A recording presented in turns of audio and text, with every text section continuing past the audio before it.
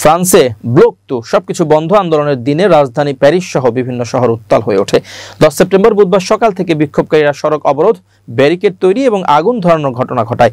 এ সময় পুলিশের টিয়ারশেল নিক্ষেপ, বিক্ষোভকারী তরুণদের সঙ্গে পুলিশের ব্যাপক সংঘর্ষ ঘটে।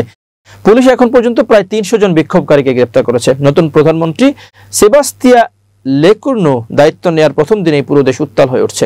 রাজধানীর প্যারিস, রেনেস, নান্টেস, মন্টপেলিয়ে এবং মার্সেইল শহরে বিক্ষোভকারীরা রাস্তায় ব্যারিকেড তৈরি করেছে এবং আগুন ধরিয়েছে।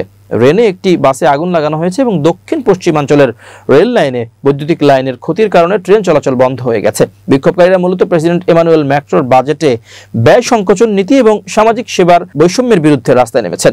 স্বরাষ্ট্রমন্ত্রী ব্রুনো রেতাইও বলেন, এই আন্দোলনের উদ্দেশ্য স্পষ্ট ইচ্ছাকৃতভাবে বিদ্রোহের পরিবেশ তৈরি করা। নতুন প্রধানমন্ত্রী সেবাস্তিয়া লেকুর্নো দায়িত্ব গ্রহণের সঙ্গে সঙ্গে বিক্ষোভের মুখোমুখি হন। পরিস্থিতি নিয়ন্ত্রণে আনতে দেশ জুড়ে 80,000 পুলিশ ও নিরাপত্তা সদস্য মোতায়েন করা হয়েছে। রাজনৈতিক বিশ্লেষকরা বলছেন, আন্দোলন মূলত তরুণ সমাজের মধ্যে সামাজিক ও অর্থনৈতিক অসন্তুষ্টির প্রকাশ। এর ফলে রাজনৈতিক অস্থিরতা ও সামাজিক উত্তেজনা বৃদ্ধি পেয়েছে। নাগরিকদের দৈনন্দিন জীবন, যাত্রী চলাচল ও সরকারি সেবা প্রভাবিত হচ্ছে।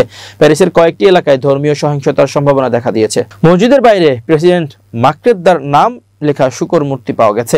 বিষয়টি বর্তমানে তদন্তাধীন। ফ্রান্স জুড়ে ব্লক টু সবকিছু বন্ধ করো আন্দোলন চলতে থাকায় সাধারণ মানুষকে জরুরি ক্ষেত্রে ছাড়া রাস্তায় না বের হওয়ার জন্য সতর্ক করা হয়েছে।